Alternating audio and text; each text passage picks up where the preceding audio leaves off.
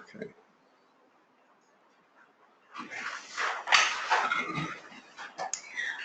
Well, good morning to you all. And also good morning to the people that are watching from afar. It is a true pleasure to be here.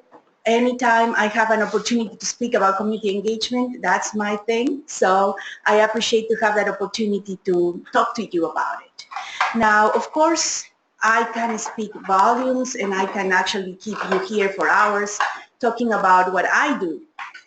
But that's not the purpose of this presentation. The purpose of this presentation is to give you a few insights and then some semblance of tools to actually work in community engagement. But before I do that, I have the responsibility of discussing with you whether that's of value. Because I'm sure as young investigators, you are busy. And it depends. You might be busy in your lab, you may be busy in your clinics, you may even be busy already engaging the community. And so time is essential. And it is a big responsibility for me to show you how this community engagement is truly an important component of science. And that's why hopefully you as the translational investigators can incorporate it, and not only incorporate it, but actually profit from it. So that's the objective of my presentation. And so if I can make this move, where do I need to point? Oh, the little right arrow. The right, yeah. Okay, just a minute, but I guess I can move things from here. Okay, I just move them from the computer. Okay, so as I said, we're going to be talking about why translational researchers need to consider community engagement. And in fact, it is a mindset. And hopefully you will see why that is important. Regardless, as translational researchers, there is a mandate to get people involved with the community. And so hopefully I can walk you through why that is the case. And then we'll discuss a few of the competencies that are needed for community engagement, and I will have my chance to tell you about my own experience and what I have done through that. So I hope that at some point in your engagement with this, with the UAB CTSA, you have been given the talk. Have you? Okay. Well, I hope that somebody has told you that you are the future, that you are the 21st century scientists, that you are to bring the science into incredible progress and forward steps. That's the talk. So let me take you to a place where there should be lots of translational scientists, shouldn't there? Zika, major issue. We are going to have to be facing that. Perhaps in the same way at some point in the 20th century, we faced the AIDS epidemic, tremendous challenge for scientists. Perhaps Zika will be a challenge for you all. And so I want to introduce you to three investigators at the CDC. Dr. A, Dr. B, and Dr. C. And so and my question to you is, can you pick up the translational scientist there? Can you tell me which of these three is a translational scientist? Any indication who of these three might be a translational scientist? Looks like there's a patient behind Dr. C. You would say, what? Oh, there is a patient behind Dr. C. That's extremely, how did you say? Observative. Yeah. So you'll go with Dr. C because he has a patient in the background. Any other hints or any other that could tell you who it is, a translational scientist? But perhaps if I ask them what they are doing, you know, Who is the translational scientist?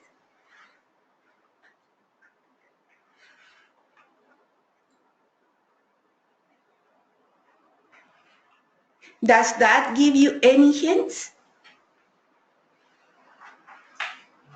No. Okay. Well, the translational scientist is Dr. C. Yes, there was a hint of a patient behind him, but he's still looking at the same microscope. But look at the scope of their thought. And as I said, community engagement is a mindset. To begin with, it's a mindset. So look at the first physician or investigator. It's very concentrated on the nitty-gritty of technicalities. Now the second scientist has got a broader picture, but it's still disease-oriented. The third scientist is still looking at the same cells, perhaps the same specimen, but is thinking, how is this work going to impact patients? That's the translational scientist, okay? And that is the mindset that has to permeate now, because we are here in the 21st century, and we have understood that despite all the advances, despite all the science, despite all of our PhDs, MDs, postdocs, we have not advanced as much as we should, okay? And the idea is that if you keep the end point in mind, if in your work you always consider the impact of your work, it doesn't matter. Yes, it's true that the last scientist has a patient in the background, but that doesn't mean it's a different lab. It's just the idea that when you approach your work, you are part of a bigger picture, and that bigger picture is focused on the patient. It's focused on the outcome of what you want to do. What's your part in this big effort that's actually focused on people and patients? And that's the mindset. So that is a difference, really, from the 20th century scientists to the 21st century scientists. In the 20th century, we were very happy with our labs, with our studies, with our publications, and we lost, in a sense, the train because, unfortunately, the advances of science were not touching the patients. And that has been recognized. And this is the talk that comes from me. The talk is you need to have that mindset. That mindset is a translational science mindset. And in the next few minutes, I speak to you about how does that mindset actually create the platform for community engagement. So, this is the 20th century. This is not translational science. We were not able to effectively translate everything that we were learning and doing into actual benefit for the community.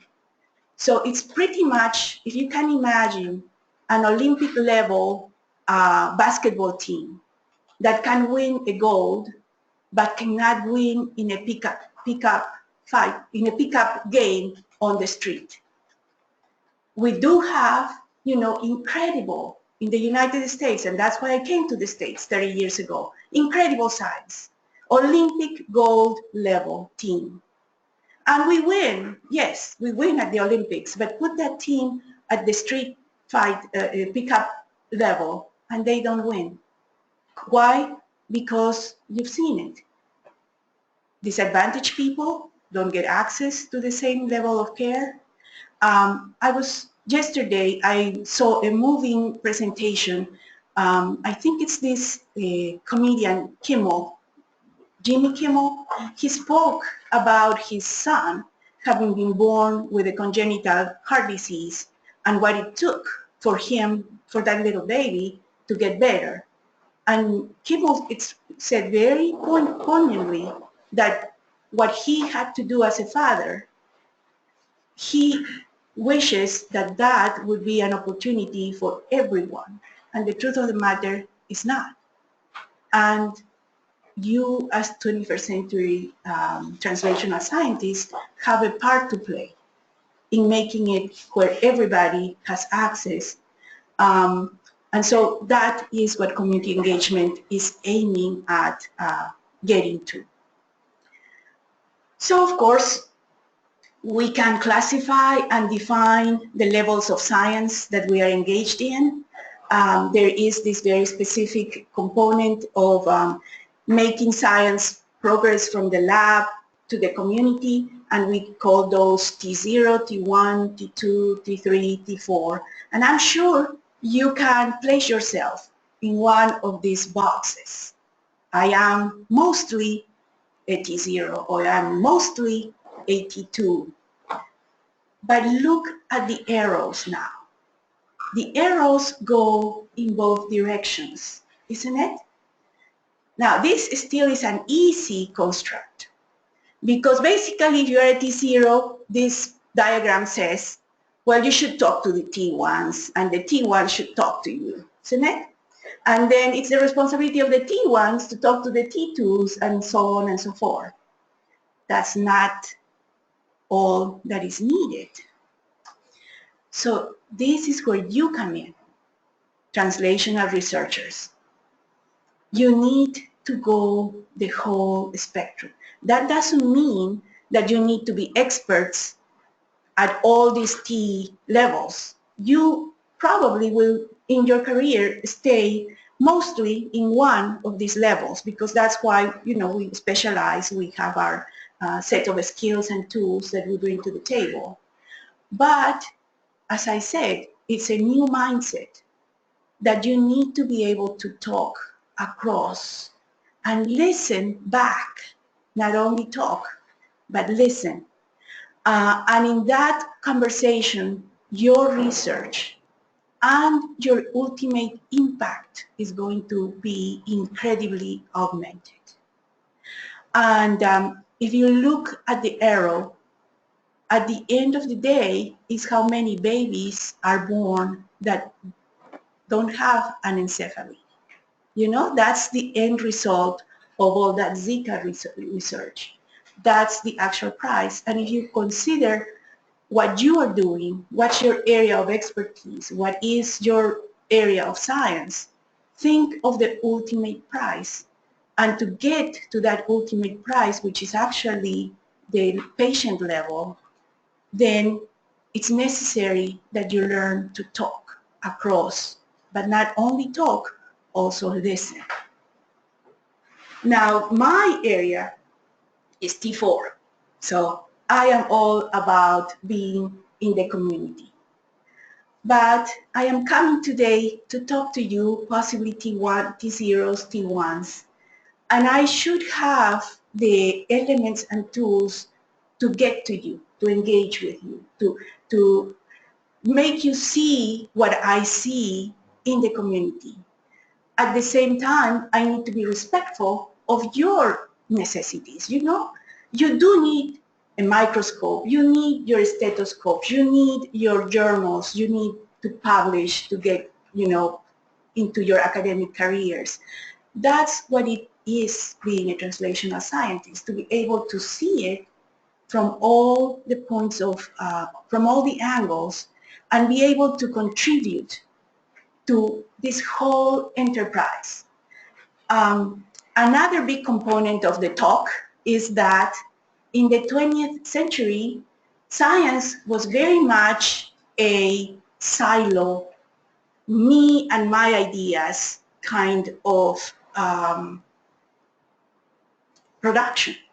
So my university, my department, my chair, my idea, my grant. And we were rewarded for keeping things that way. We were rewarded with keeping our ideas to ourselves and only share them with the grant reviewers to give us the money. That's no longer the case. You are part of a CTSA that has relationships with many universities in the region. That's why I am being invited here, because UAB has a partner relationship with the University of South Alabama.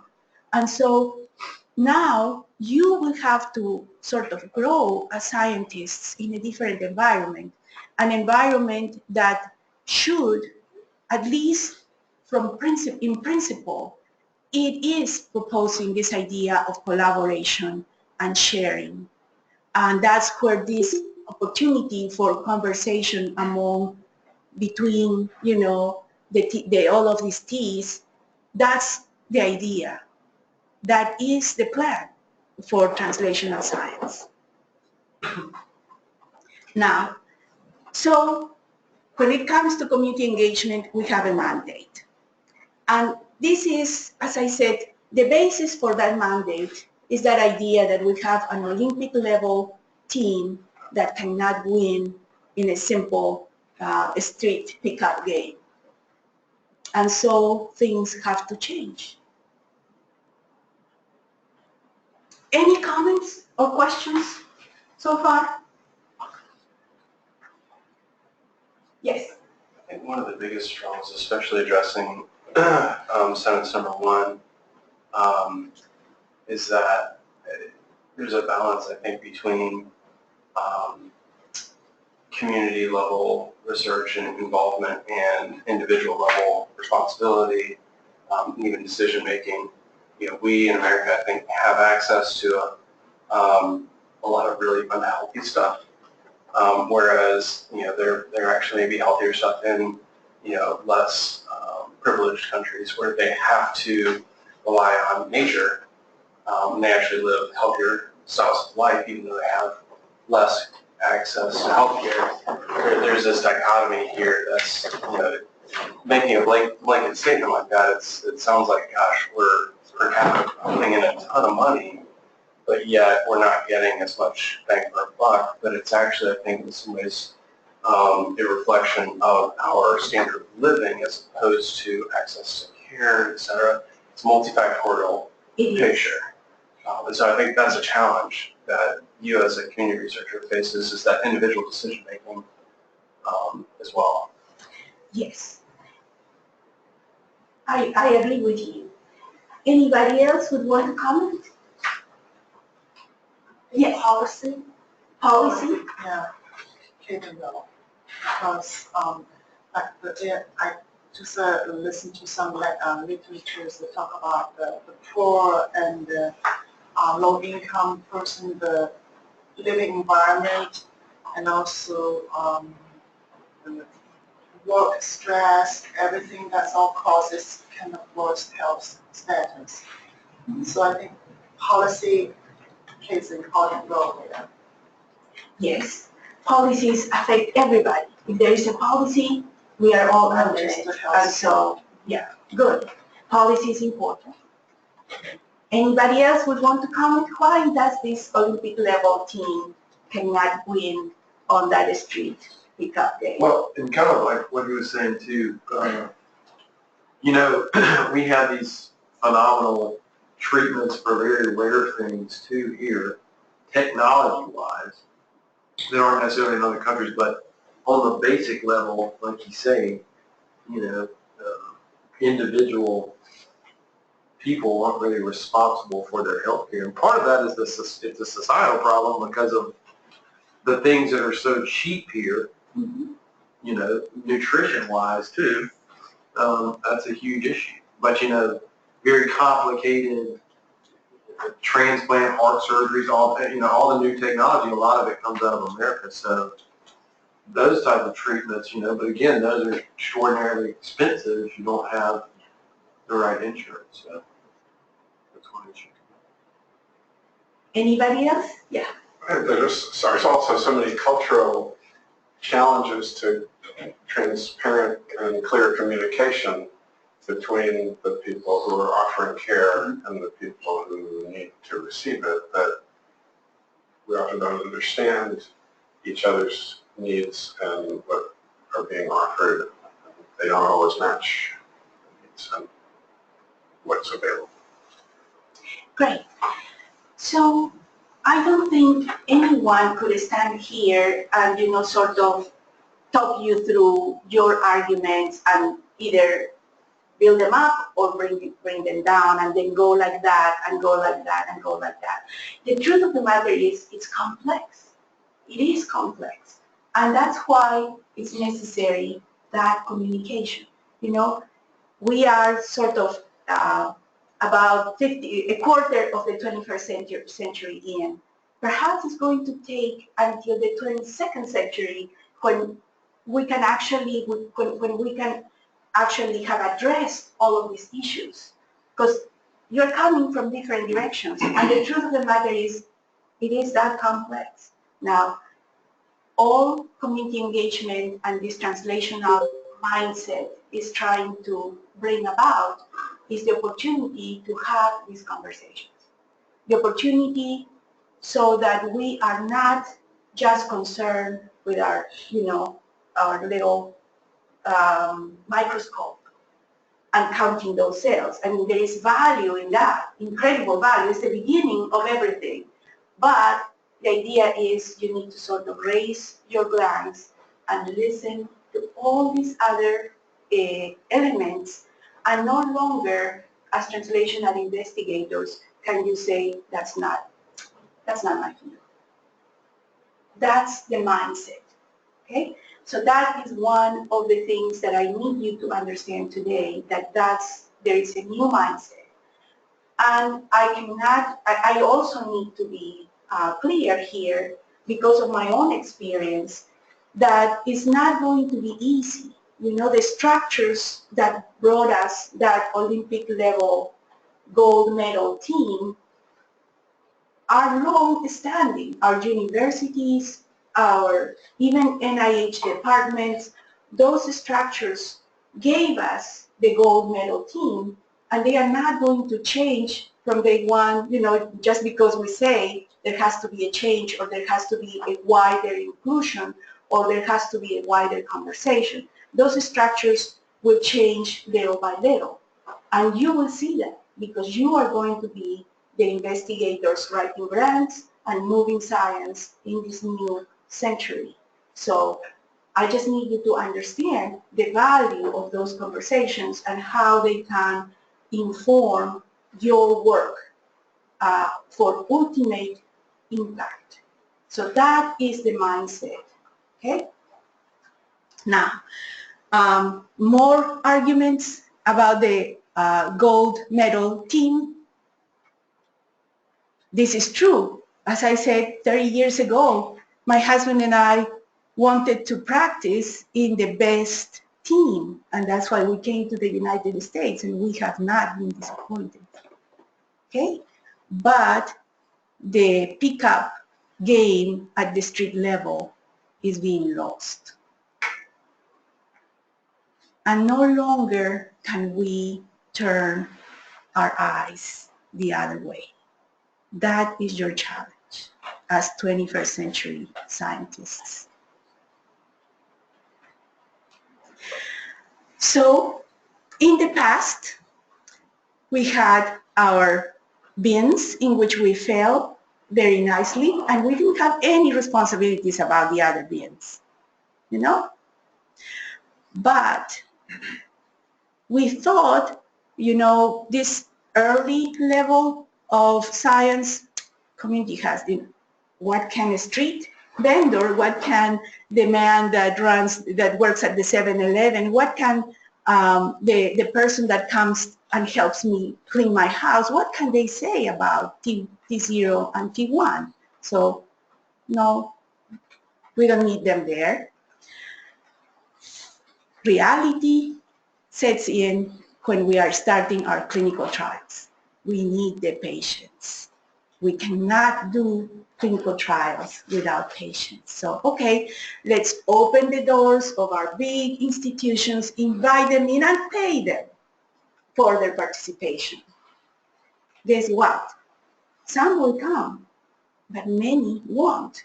And our science cannot advance because we don't have representation from every single type of patient, or we don't have enough numbers or we enroll the people and they don't complete our trials. My goodness, now we are in trouble. So we need transparency all across.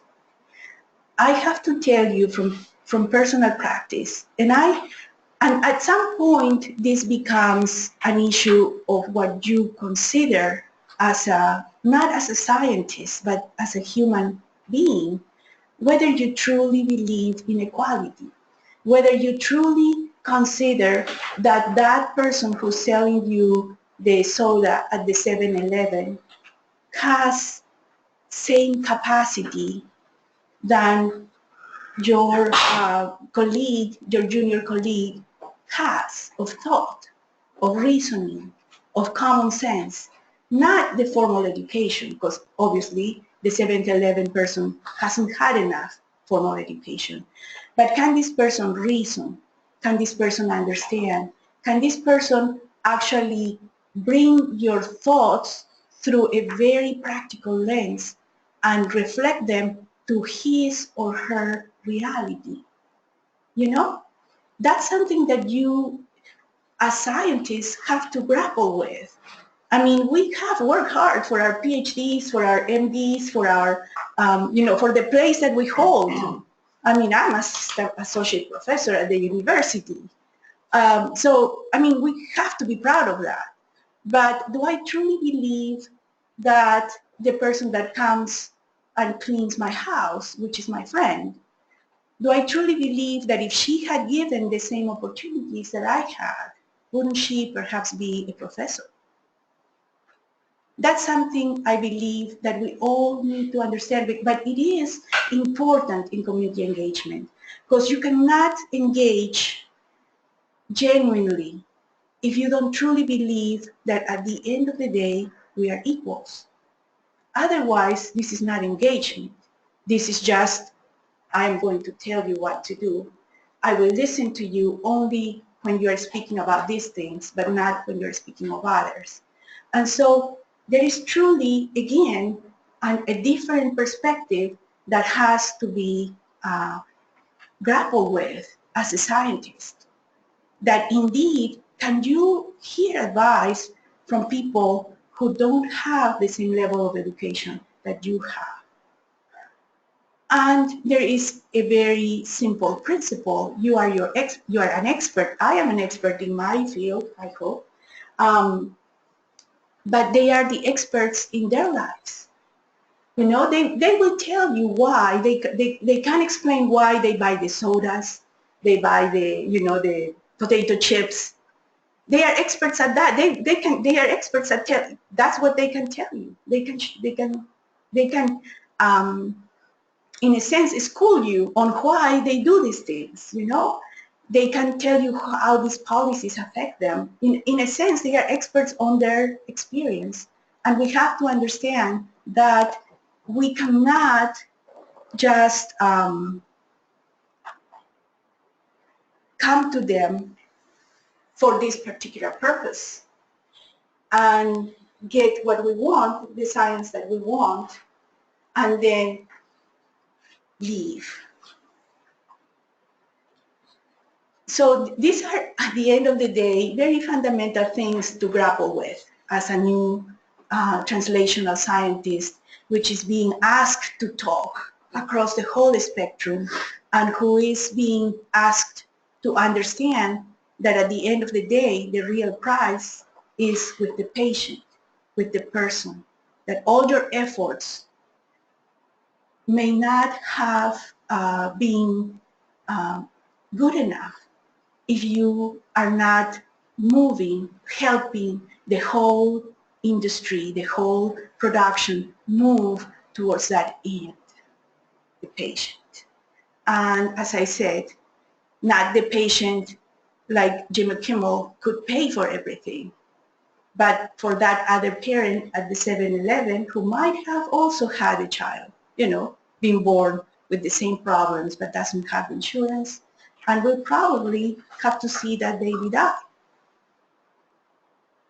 At the end of the day, it comes to that. Okay.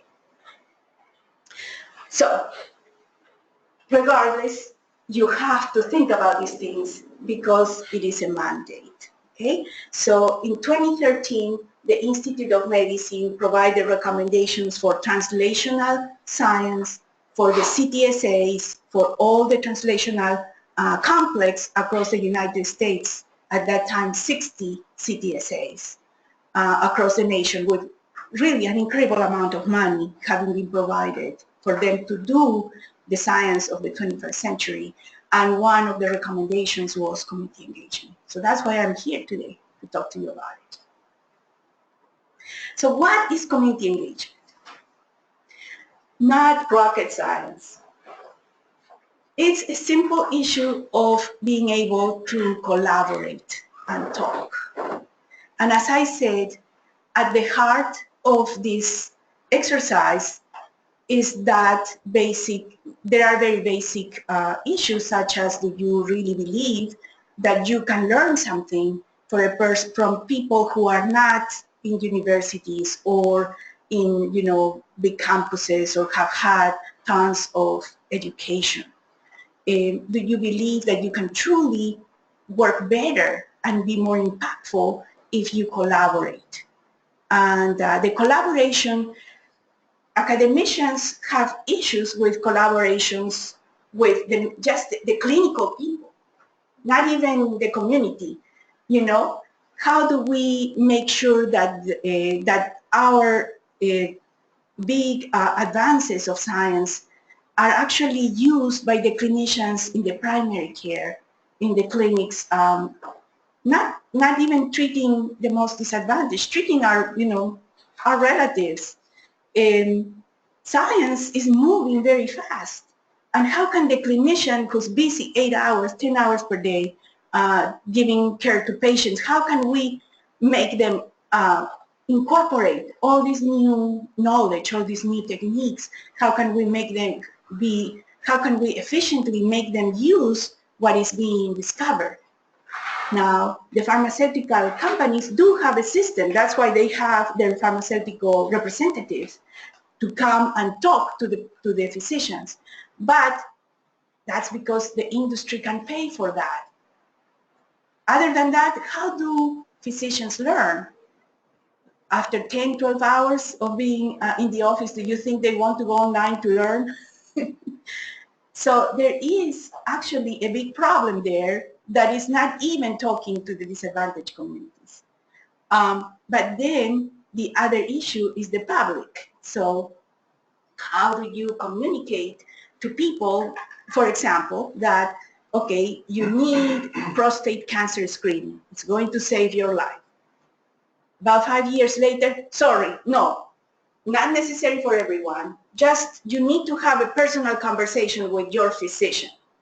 And recently, you know what? It might be a good idea to do prostate cancer screening. How can, doesn't it, in a sense, sound funny? And you're trying to convey those ideas to people who are concerned with taking their kids to school, with, paying their bills. And I can understand how they say, forget it. We're just going to do what we do. Forget it, That's a challenge, isn't it? But the idea is that if you have community voices, community people advising you where you thought it was a black box, then they can help you find the language to make that seemingly, funny issue of the prostate cancer screening, to convey that in a way that makes sense. And say, yeah, science is like that. We can only do our best every day. We cannot say that we know everything and things change. If you could have that support. Yeah. What would your recommendation be with regards to forming a collaborative team to best implement community research? It seems, coming from a clinician standpoint, I don't have the public health background. It seems like they would be a good third-party mediator between the community and clinician to best understand how we clinicians can communicate best with the public. What's the ideal interplay and participants in that. I have my answers. That doesn't mean they are the answers, but I do have a few answers. Anybody would want to chip in though before? How can we do that? I mean, is it true, really, is it true that it would be valuable to have a community member in the lab or at that level of scientific prowess? Would it be useful to have someone there? They could be helpful in lab meetings, not necessarily like to come to the lab, because it would probably be a foreign place, just like a lab person going into the community. There's probably some foreignness, but at least in those collaborative lab meetings to say, bounce ideas and brainstorm, that makes sense.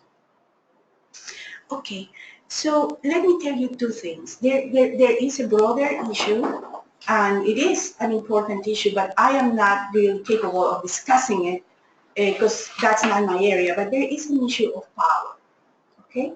So when you talk to people, the playing field has to be level to be a real conversation, isn't it? So when you, let's say you bring your advisory person to a meeting and you say, how am I going to now tell these people that the cancer screening, now we're back in it, there has to be that fluid, you truly have to be at an equal level.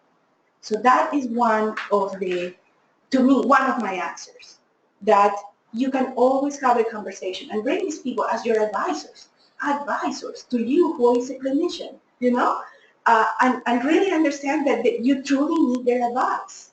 So that's the issue of power, okay? Now the other area, which is actually an area that I am pushing for very strongly, is the issue, and it's not my idea, it's diversity, isn't it? We all understand that there has to be diversity. So even, perhaps the person that cleans the offices, perhaps that could be an advisor to you, If you just bring that person to the team, you know what? Whatever, Joe, you are a black man. How can I tell this? How can I now say this to the people? So this is the idea of teams. You are, in a sense, your operation is a team, and there is there is value in the voices of everyone in that team. Now, this might seem revolutionary, but it makes some sense, doesn't it? Now, the other issue that is part of my research is the issue of apprenticeships. So in my shop, which is a survey research shop, we bring community members and we train them. Now, they not only do the surveys, they also input data, do data management, do data analysis. And at the end of the day, they can transfer from being an apprentice to being a research technician. Okay, so in that environment in which the community member is actually a member of your team, I rely on this person who about a year ago became a research technician 3. He came as an apprentice, and now he has gone in 2 years through research technician 1, 2, and now he's a research technician 3. And today I can let him train the next apprentice. So if you bring people and you actually lift them up, if you help them get that education they couldn't through apprenticeships, which is on-the-job training, people are paid to learn, there is tremendous value in that. And so that's, those are the things that I am doing. But I'm sure there are many other ways in which you can listen to those voices, and not only listen to those, but actually make them be part of your team. And in that sense, it's equal power, It's everybody's voice has the same weight. So when I want to go and, like now we are writing a grant, okay? I need to write a grant about diabetes and how to create a community-based self-management center for diabetes. What's the name of that center? It has to be a name that conveys the idea of here people are going to get support. Well, I can ask my community members, what should I call this center?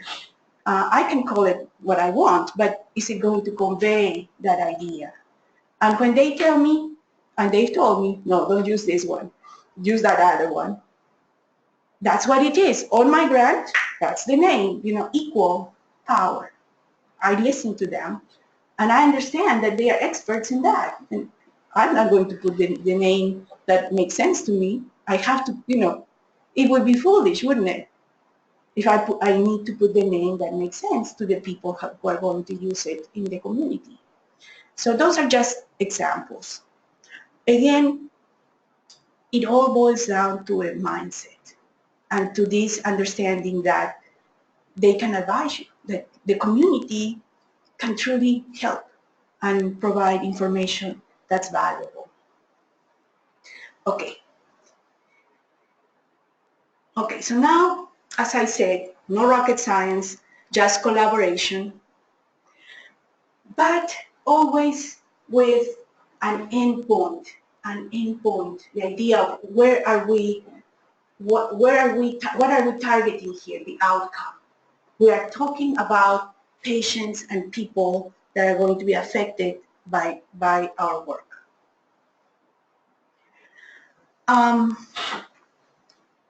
This is actually written in CTSA, Translational Science manuals and reports, that now institutes such as the UAB CTSA have responsibility for their community.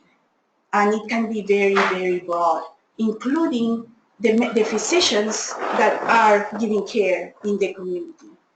And also incorporating that relationship with industry, because everybody is part of this landscape.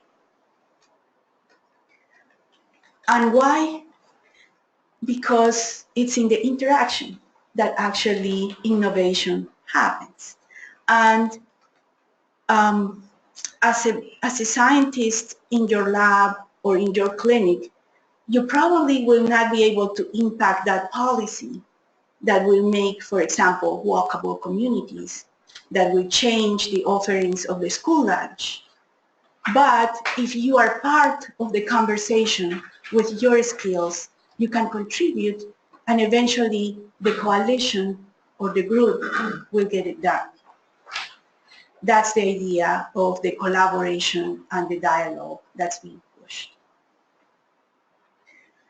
And yes, indeed, this is an article in which the 60 CTSAs in 2013 were asked whether they were incorporating community members in their functions, and all of them, if you see the tallest bar to the left, 80% of the CTSAs had minority serving community organizations as part of their operation. Then there were the advocacy organizations, the community health centers, all walks of potential community partners were part of the CTSA. Okay? Very good, excellent. So we are acting on those recommendations. Now the issue though is, where do we put these community members? Many of the CTSAs would put them in a particular place, which is, okay, this is the community engagement arm, this is where you can do the best, let's invite you to be part of that. But where there are the real, power conversations, not very many of those community members incorporated there. And this should change, it should be pretty much even across all the functions of the CTSA. It's just, as I said, that as scientists, we need to change that idea that there's a place, just a place for community. And we need to truly grapple with this concept that this person who has a low level of education, a low level of richness and power can actually contribute because the power of their brain is pretty much the same as the power of everybody else's brain, you know? Okay, so now let's go to the competencies because this is what you need to sort of carry with you as the ABCs of community engagement. Okay, so community engagement is not a block, it is a progression. It has to be that way. So an institution like the UAB CTSA can just choose to do outreach, which means, okay, let's bring out our knowledge, our resources, and help the community. At some point, listen in consultations, like, you know, in your clinic, you know, how can I tell my patients about this? Involve, and that means a stronger level of interaction. Collaboration at some point, and it does work. Collaboration works. For example, in I think it was in Chicago, there was a big push for asthma control among people in a disadvantaged community, and the push was to train all the primary care physicians with guidelines and give them the tools to do state-of-the-art treatment of asthma patients. So the clinicians were on board and they were ready, but there was not very much change. Okay, when they consulted with the community organizations and they taught them what was happening, the community said, oh yeah, great, everybody, let's bring all the children to the clinic. Major, major changes. But they need to be told, you know, they needed, that conversation need to happen. Listen, this is what we're doing here to do the best for your children. This is what we have done. Just show them. Here we have, you know, more X-rays. We have all the spirometers, everything. It's ready for you. Then the community needs to know. And then they say, yeah, let's do this. And major improvement in the care of asthma in that community. And at the end of the day, shared leadership. So this is the point where the university no longer is calling the shots. The university is just one member at the table. And then decisions are made. For example, let's say the university has some funds for community engagement.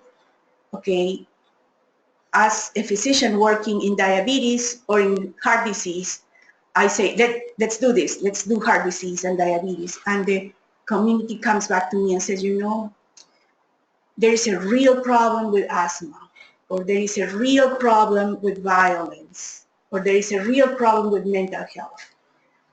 Then shared leadership. We listen. Okay, which of our resources can we use to cover what you need? And it's always a give or take. People in the community are extremely practical. So, for example, one day, some time ago, I had a grant, and it was for very specific things. So I came to my partner and said, you know, this is research. I cannot do programs because they do need programs. They need services. They don't need research. But I have to be honest. All the money I can bring is in research. So what can we do with this opportunity? And we wrote a grant in which we were going to do a community health survey, which was going to influence their pitch for a clinic in their neighborhood. And that's what I'm going to show you towards the end. So they made a decision. You know, I told them, this is within these constraints, what can we do? Yes, they wanted other things, but they understood that those things we cannot do. Let's work on something that we can do, and we got that done. Okay? So that's the idea of shared leadership, when there is a true conversation and everybody is listening. Okay? So community engaged research basically only requires this idea of participation. Everybody's at the table with a semblance of equal power. And then there is the community-engaged research on steroids, and it's called community-based participatory research or action research. And in this on steroids format, the community may offer hypotheses. You know, you might not be the one that creates the hypothesis. And believe me, their ideas are just incredible because they are grounded on reality. They are grounded on what they need, not what we think or what we want as scientists. We are always, you know, curiosity, isn't it? The value of the science, curiosity, we want to learn more, we want to understand things. Well, sorry, that's not for them. They are dealing with bills and kids in going to jail and low levels of education. I mean, and they come with the most interesting ideas. And so there is a point where you can involve the community in all the levels of research, really. As I said, this doesn't happen, you know, on one day. This is a process. So here you have the several stages of community engagement and research. And my own experience has been that you sort of move in and out. So I remember having presented at a conference on the idea that it's a two-way street. So when I was able to tell my community partners, you know, here's the money, what do we do with it? I was here. But now that I am only asking them, you know, what do I call the center? I haven't asked them if the center is valuable to them or not, because that's not what the grant is allowing me. Then I'm probably here. Collaboration, they are helping me. So it's a two-way street. And you can be at any point in your research, you can be at any point, it's all community engaged. But as I said, the steroid version of it is when the community helps you with the hypothesis. And that's extremely interesting to see. Only about 2 more slides for a little break. So how does it look like? And again, I have to resort to examples of the 20th century because that's when I was growing up as a scientist. The AIDS epidemic. One of the major examples of community engagement. At the very first years of the epidemic, when nobody knew what was going on, it was the patients that came and said, you know, you have to do research. It was the patients who said, we will participate in your clinical trials. Don't do the long clinical trials, do the short ones. I mean, people are dying. Let's not even wait to have the placebo control. Let's just do what we need to do. They were the ones who gave the specimens that actually were grown in labs and then that's where the virus was discovered. Incredible example of community engagement. And to tell you the truth, from the ground up, it wasn't, yes, there were incredibly dedicated and just admirable people on the clinical side. Because remember, at the initial days of that epidemic, it was a deadly disease and nobody knew how it was transmitted. But still there were physicians who took care of these patients, taking enormous risks. So yes, the clinical aspect was strong, but the strongest push came from the actual patients.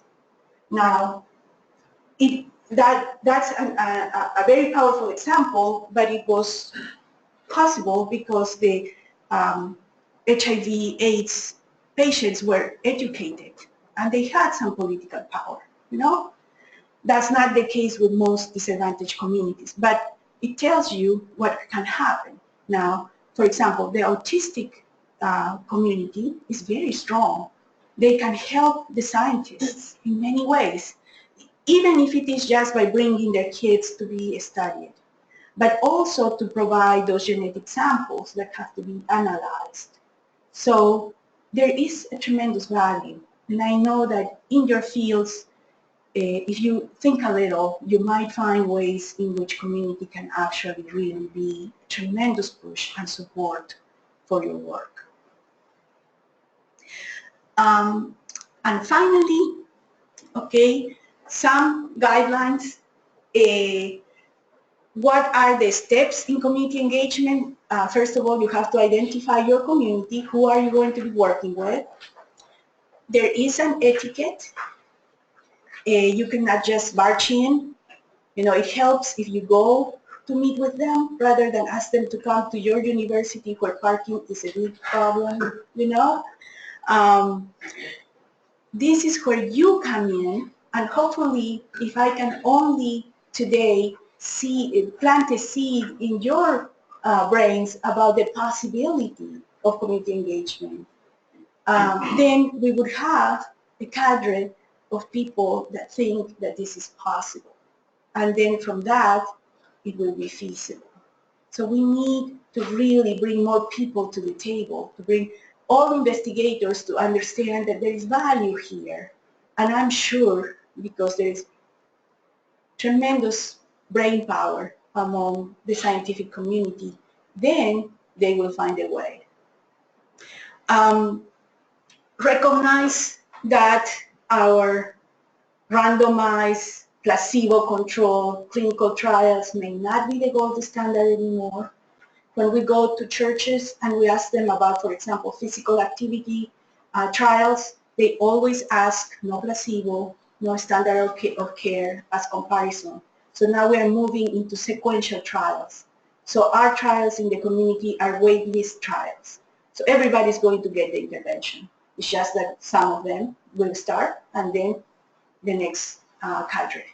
And so we need to be flexible with our methodology. And finally, no longer, and you as translational scientists of the 21st century will have to do this, no longer just publish in your journals.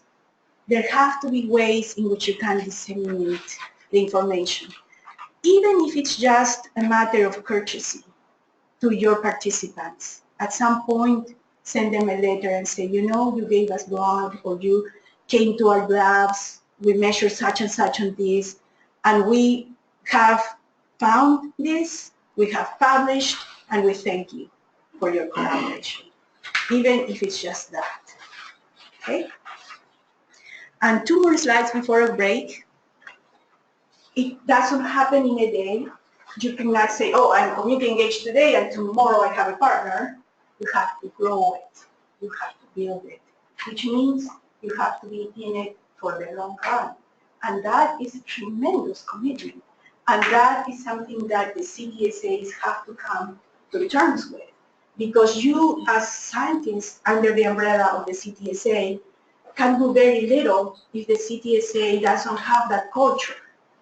And so, again, as I said, the structures of the 20th century are slowly shifting, slowly changing. It's not going to be from one day to the other, but we do have the intention, and the culture has to change, where indeed the whole CTSA will have to say, you know, we are committed to this community and we're going to give you the resources to bring in your advisors, to pay them for the meetings that they come to, and to convey this idea that even if there is not a grant, we are still going to be there. That's a very hard thing to do. To promise that even if there is no grant, we're going to be here. And that's a commitment that you cannot do on your own. The institution has to do that commitment. And this comes out of an article that was published in 2007 as to what are the responsibilities of the CTSAs. Because it all started with this need for patients in clinical trials. It all started there. So what can we do to get the patients? Answer: community engagement. Well, again, it has to be a two-way street. We cannot engage the communities just to bring their patients into our clinical trials. We have to give something back. There has to be something in it for them too. And so look at the second part. In return for community's participation, the CTSAs will help to deliver improved medical care to the whole population. As I said, the sands are shifting. It has to be a whole in the industry infrastructure change. As translational scientists, you will not be able to do this alone. There has to be that institutional support. But at the same time, one day, you'll be the directors of the departments, you'll be the heads and deans of institutions, and then you can truly contribute to that shift. That's your responsibility, I think, as 21st scientists, translational scientists, to actually make this happen because you see the value. You know, as I said, we have a gold level Olympic team, but it cannot win on a street pickup game. That's not something, we don't want to be part of that, do we? We want for that team to be able to deliver every time that is engaged, isn't it?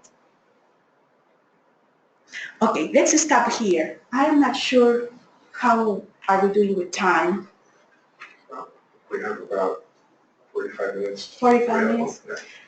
Okay, 5 minutes to relax, and then the rest is just a story, so it's going to be easy, okay? So it seems like you must be constantly needing to educate yourself in profound new ways to be able to influence the growth, right? Yeah. At least checking markers.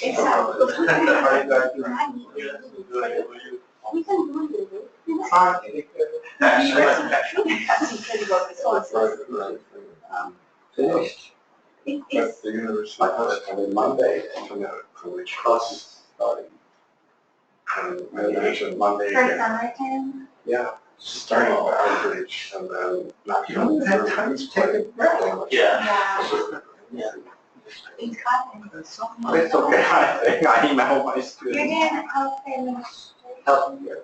Yeah, It's really a tremendous shift in the culture. so you're teaching and And it's not going to how happen are you doing? from Monday. Yeah, Or you're just teaching it? yeah, and then last, I'm trying to get the perspective of these young emerging. I had my PhD. Yeah, no, hello.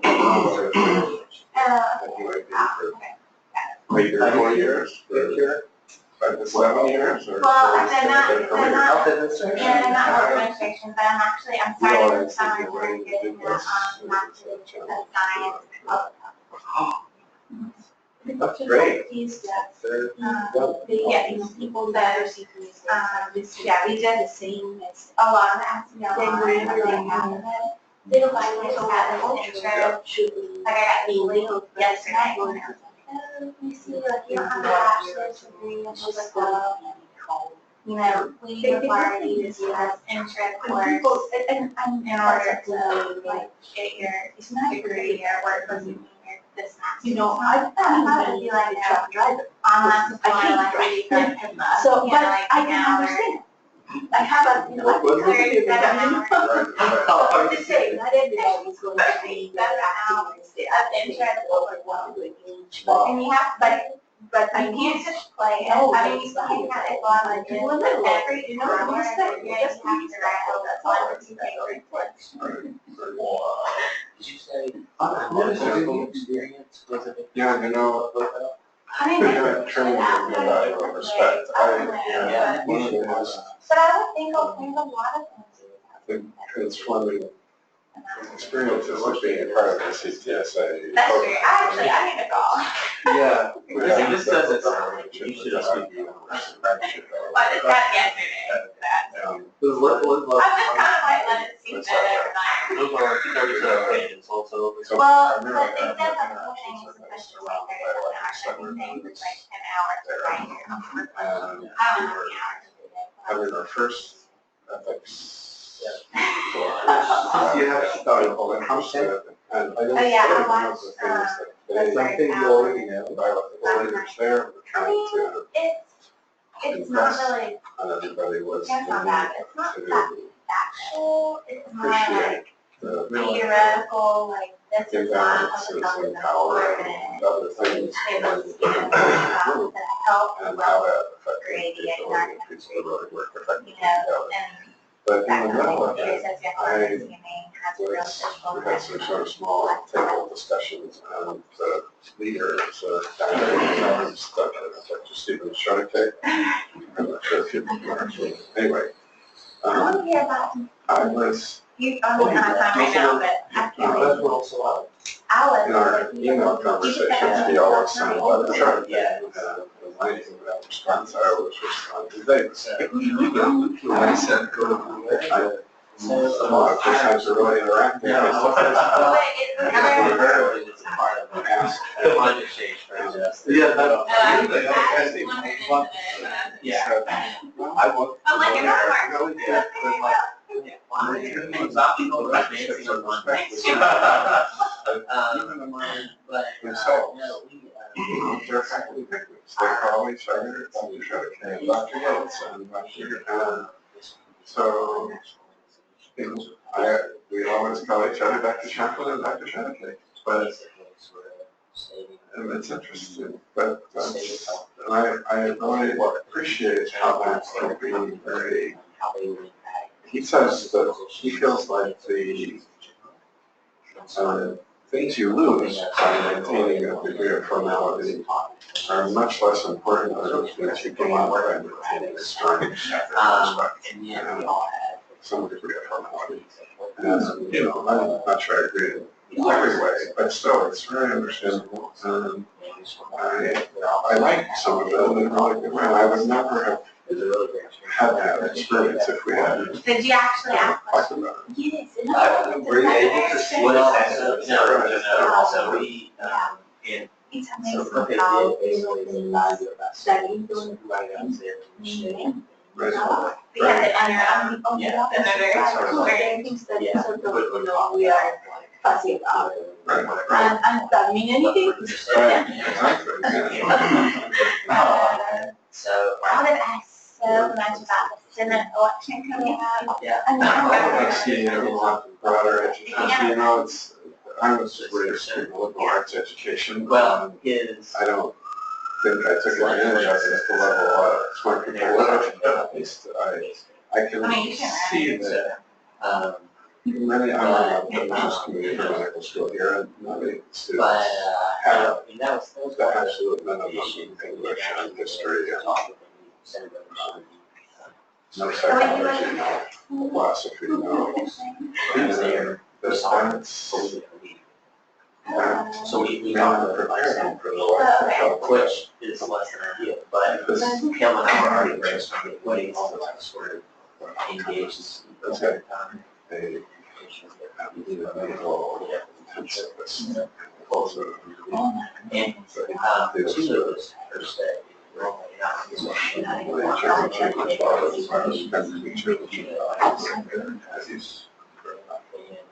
Maybe should. So that's what. But I don't know, could you say you're, let's get going so you're Okay, done. I think this is going to be quick. Okay, we need to restart. Okay, something to better ask for you.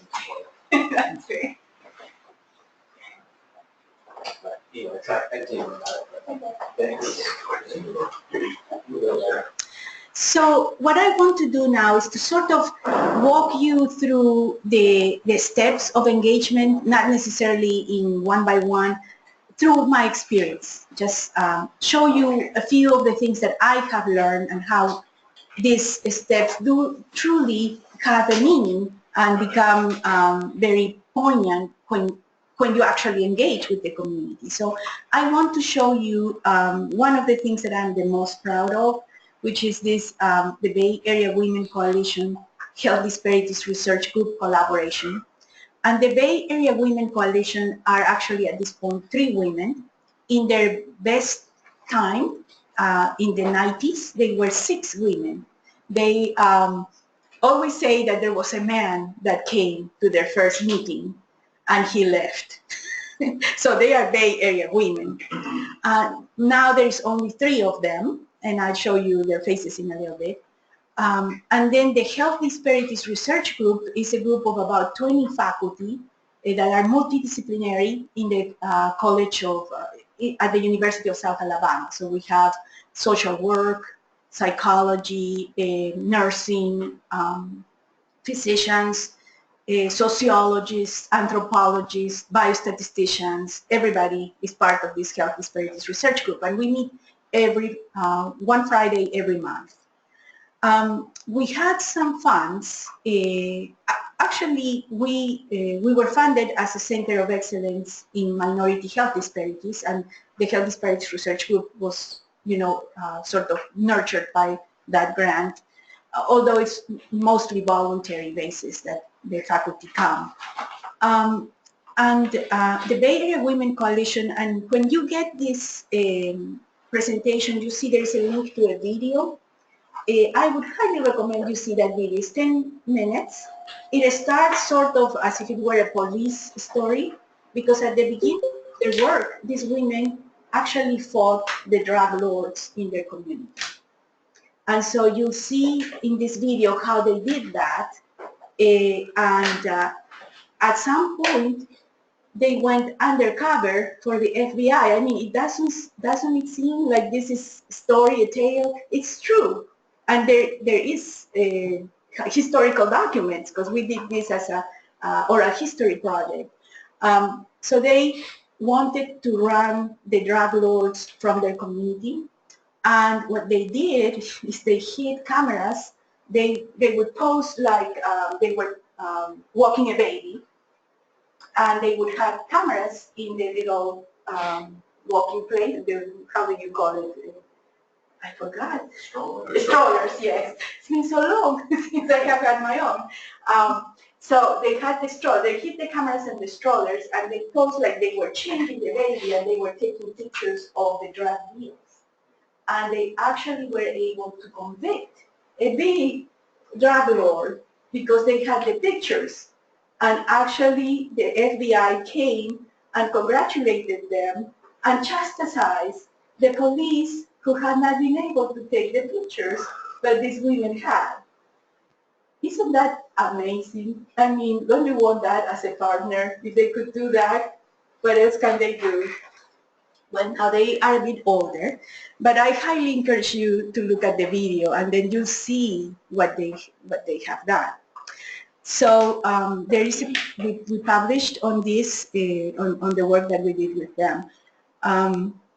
The Trinity Gardens, which is their neighborhood, is a very, low resource place, low education, lots of unemployment. And when you start talking to these women, it's not only 10 minutes that you're talking to them, and they start telling you names. Such and such needs that, and such, and no, didn't we give such and such that? It's personal. This is not, abstract. This is their everyday. And that's why they are so powerful. So they eventually created a not-for-profit, and they are dedicated to improving the lives of their community. Talking about impact, it is humbling, really, for me, with all my MD, MPH, PhD degrees. I have not done in my life a 10% of what this woman has done. Look, community safety. They run the drug lords out of their community. Home construction. They built a whole set of houses for elderly people in their community. Before there was the talk of the social determinants of health, they had brought a library to their community. They created a community center. They even sponsored a Mardi Gras parade, which is the pride of the Trinity Gardens parade. And it's a major cultural event. And when we met them, they wanted a healthcare clinic in their neighborhood. That's what they wanted. So that's when I came with my grant and I said, clinic, we cannot put a clinic. There's just no way. But what can we do? And so we wrote a grant to do the health survey that was going to provide them with the information to go lobby for their clinic, for the clinic. We wrote the grant, we weren't funded. Okay? In his infinite wisdom, because that wasn't my decision, my boss said, we're here for the long run, we're going to do this, we're going to do the survey even if we don't have the grant funding. Community culture, isn't it? University culture, isn't it? He understood that we couldn't engage these women and then say sorry. So we said, okay, we're going to do the survey, but it's going to be all volunteers. So at this point, no money. Okay, we're going to do it volunteer.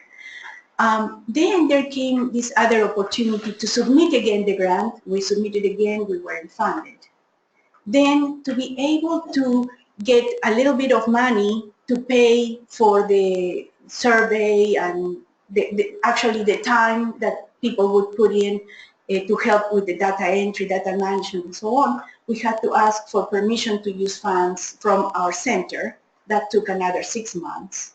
So basically from our initial conversation, which was 2007, until the time when we completed the survey, it was 2010, so 3 years of moving forward, backward, forward, backward. And so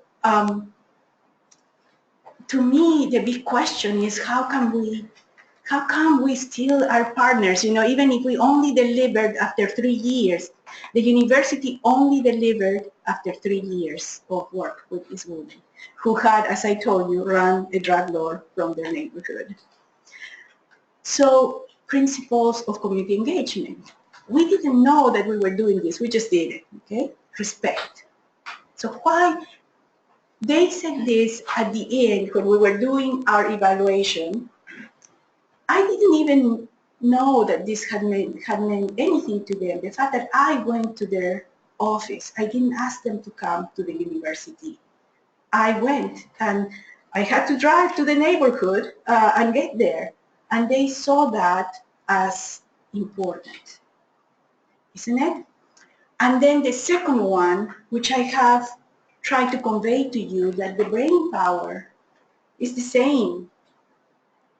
So the university, which was us, we had the I don't know how, but we make them feel heard, and that we valued their thoughts and their input, that we were not coming to say, this is the way we're going to do the survey. Actually, we ask them, what do you want? How do we do it? And we work with them. And that is respect. And that is just, you know, it got them hooked with us. We told them, you know, this is the money, what would be useful to you, rather than we want to do this and that. And they value that too.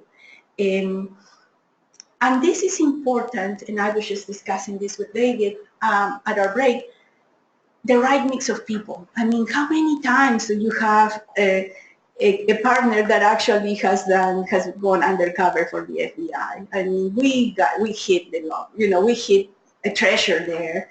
And not everybody will have that treasure, fine. But I can tell you, leaders in the communities are valuable people.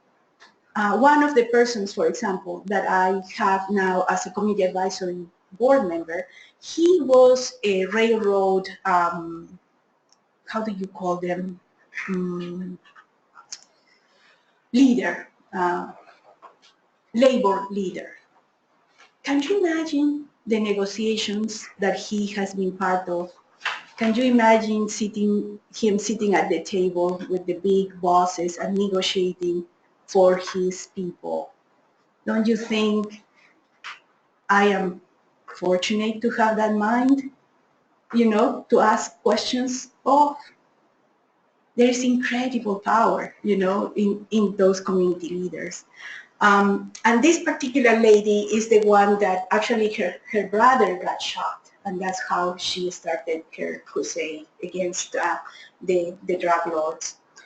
And the PI, well, I was the PI to begin with, but at some point I said, I'm sorry, I just cannot do this. At that time, I had a tremendous responsibility with my kids, and I couldn't go evenings. So I said, sorry, I just cannot do it. So another PI took it, and he was the right person. He's a social worker. He had experience with community work, and he took it, and he ran with it really. So my message to you is, I'm not asking you to be or to change into what you are not. I mean, for some reason, we've chosen academia, you know. I'm very comfortable in my computer, in my office, reading things. And I am not going to be the activist, the political, you know, the person to go and talk to the political leaders. But at least I have the mindset. So it's the same. Not everybody has that the capacity to do that, you know, deep in the grassroots type of work. But we can all have the capacity to support it from where we are. And if you are lucky, as I was, to get this incredible partner and then that other incredible PI that actually work together, that's great. But I wasn't the one, you know? So we all just need to understand where our abilities are and just use them, but always support. Yeah. I think because you were lucky for sure finding those women, and by the story you mentioned, they look like they are the champions in their community, and they may not have really a formal title, or they were not identified as the leader by the community, but their personality made them really natural leaders. And in management industry, they are called champions, and they are the change agents in a society. Exactly. In Malcolm Gladwell's book, The Tipping Point, if people haven't read, I really highly recommend. In that book talks about the connectors, how small things can make big changes. And identifying a connector is in a community. Connector meaning those people who know everybody, and like personality, and they tend to know everybody, and people tend to love them because they care about other people a lot. Exactly. Yeah. And if somebody is planning to go engage in a community like that, I think needs to take time and identify those people, because otherwise, I was thinking when you were talking about where we're going to start. I mean, Yeah. if we are planning, if we're going to do something like this, where are we going to start? What is the starting point? Am I going to go just invite the community come to, like, whom I'm going to invite from the community? How I'm going to choose? And there are like stories, and last week even I heard some people were complaining about the community member talking too much in a meeting. How do you manage that? I mean, you have like 1 hour meeting, but community member takes like me, starts and goes and on and on. And like, how are you going to stop that person? Yeah. Or how are you going to manage? Yes. How you choose the right person? Well, I think it entails, because I have had that happen in my community advisory board meetings where we made them 2 hours. You know, I mean, it's an issue of respect, understanding, and just accommodating, so that, again, as I don't want to convey the idea there is a toolkit or a recipe and everything is perfect and you just follow this recipe and it's going to work. It's not. It's messy. It is. Everybody has an agenda, There are power conflicts within the community, even within the institution, that if you go to a big institution, within the community, there are still political issues inside. That's why, see, we prefer, as scientists, the controlled environment. That's why we are in academia, because sort of controlled environment, but we need to just be able to just be flexible and understand. And to your question as to where do we start, yes, there will already be a leader. There will already be some sort of organization in the community that you can tap. How good or bad that organization is, you only find out once you start working, with them. And this concept of the connectors is a true valuable concept. And if you hit the jackpot like I did, excellent. But that doesn't mean that everybody will have that. We just need to continue working, finding our ground. And you'll find academic people who join your committee who your group will be just as difficult to manage, but you'll be more comfortable managing them, and you'll know what the fallout of what you do is likely to be, and more comfortably. But once you have some resource person in the community, it can help you so much. Yes. There are a number of groups around, if you're interested in this, who have just, it doesn't happen on the first time. I haven't done it myself, but my understanding is that people have to feel their way, and they rarely find the right fit the very first try, and sometimes it's a setback that gets you started. And, Mona Fawad, for example, has been working at this for decades and has terrific teams now. And Max Michael in the School of Public Health has spent a lot of time organizing within the community, and so a lot of work to find the right people. There will be leads. You can always find a lead. Now, the next thing that I want to show you is how, when we say that the ultimate prize is in the improvement of the lives of people, as scientists, that is an abstract concept for us, because basically our healthcare, we are within the university, is paid for. I know, having been a student myself, how you struggle as a student and how people struggle the first time, the first years of establishing career. So it doesn't mean that academics are all protected and have never had hardships. But what I can tell you is, at the point at which we are in our careers as academics, we probably have some sort of unstable life, some sort of protections to ourselves. And if things were to happen, like the Jimmy Kimmel problem, we have structures that support us to get through it. So to us, this idea of the ultimate prize is the well-being of people is sort of an abstract. For them, this is what they say. It is real. Okay, so they say, we're trying to get help for our people. Here, they don't have health insurance, and they have a fixed income. We got a lot of sick people out here. That's why we want our clinic. The fourth one is a bit tricky. If we get the clinic, we'll get a social worker. But perhaps the last one is the most poignant. To me, that's the driving force. That and premature babies. We had kids in elementary school doing drugs and having sex. Imagine if that were your reality. If you knew that your kids are in a school where there is drugs and, these completely, young people engaging in unprotected sex. I mean, imagine, isn't that a tremendous driving force? So when you engage with the community, you gain this power. To me, it's abstract.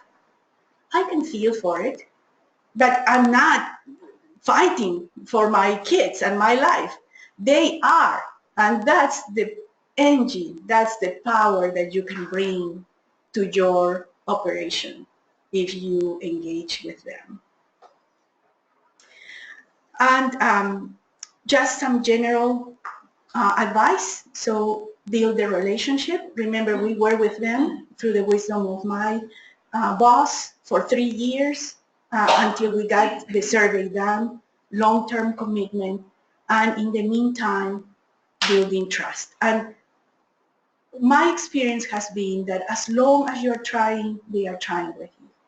But if they sense that, there is some underlying current, or if there is some disrespect, or there is some hidden agenda, they will really zero in that very easily, and then you're done. You truly have, we told them we haven't gotten the grant, we have to do this, we have to go to ask for permission for the money. Every step, it was clear, completely open, and transparent.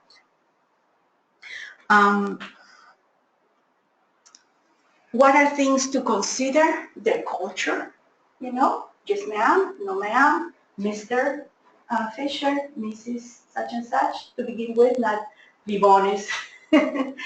Just be on the safe side, respectful of people.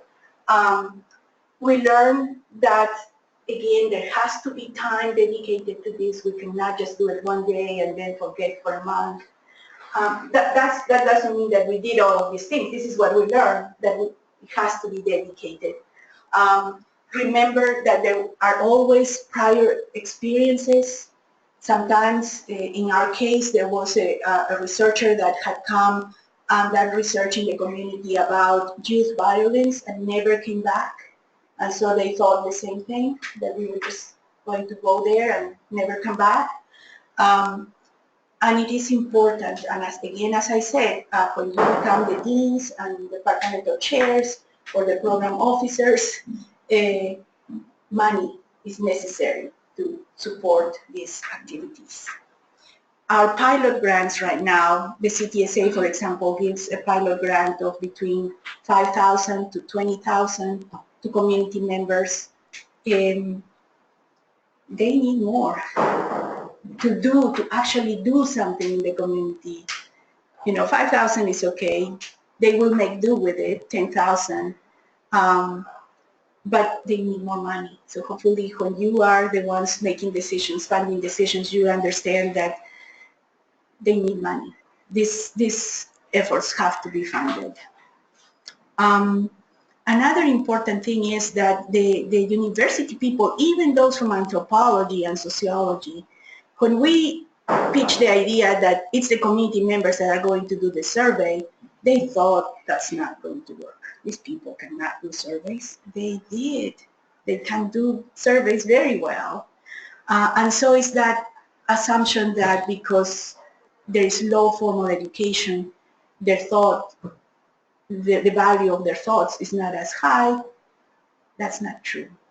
That's not true. And even when they created their questionnaire, the faculty members that came to help create the questionnaire thought that they were going to do it all. No. One simple example. Instead of asking what's your level of education, or what is your what year did you, how many years of school have you completed, they told us to ask how far did you go in school. And isn't it much softer, much less invasive, especially for a community that we know has low levels of education? Very simple, but extremely powerful. Simple things like that. And also remember that your agenda might not be their agenda, but at some point you have to reach a compromise. What they need is healthcare, education, and jobs. That's what they need. We are researchers in health. We're not going to be able to offer that. But for example, my apprentice is now a research technician. Job, one job, but one job less that somebody else has to provide. So don't, as well as we have to understand that health care may not be the major thing with them if they had education, jobs, and services. Well, they could do well on their own. We're coming with research projects. Well, let's be creative. Let's see what can we do about the real issues that they are facing.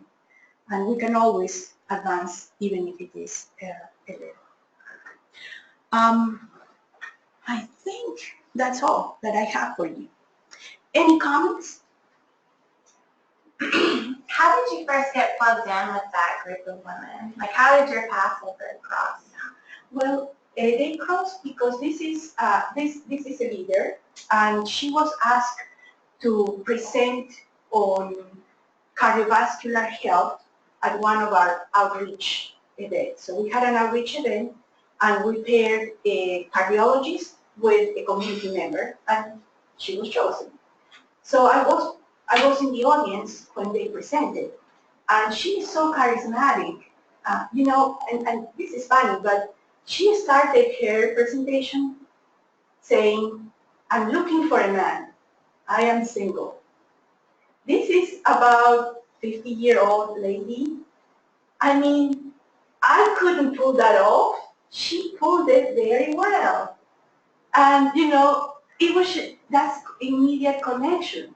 This is a human being. She is looking for a guy. And she didn't sound any tacky or, offensive. That's who she is in her mind, and she's married now. From the audience? No, it was a different gentleman. Yeah, she totally used that to engage people. Wow, Yeah. that's amazing. And you know what? This thing of they talk too much. So she started talking. And then the cardiologist said, "This is a cardiology conference." So she said, okay. So how many of you exercise? Raise your hands. Direct engagement. I couldn't raise my hand. See, because I don't exercise. Isn't that just cutting across? She made me realize I'm not exercising. I cannot raise my hand. And so when I heard that, I said, this woman is incredible. And so when the grant came, when we knew that we had to have a community partner, that's when I reached out to her and went to see her, and we connected and continued working. And that's why I say there'll always be a leader. There will always be someone who's already doing something, and then you connect with them, and sometimes it jives, sometimes it doesn't. She's a hoot. Do you still communicate with her? Oh, yes. Yeah, she's an advisory member. Now she will be, in our grant proposal that we are submitting, she will be in the steering committee. She has been working with me on a surveillance project as a community advisory board member. Yeah. She is getting old, though, and unfortunately, it doesn't seem like there is another leader rising. But who knows? That's for the next generation to grapple with. She may find that person for you. I hope so. I think she and I will retire together. So, as I said, that's for the next generation. That's why I say it's on your hands now. This new generation will build the future. That's the talk. Any other comments? Okay, well, it's been my pleasure, and I wish you the best on your careers. Thank you very much. Thank you.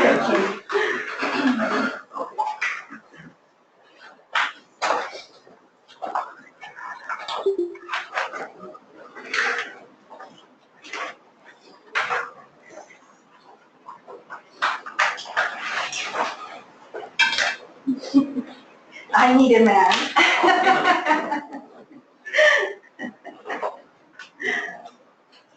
That's a very brave opening line. Yes.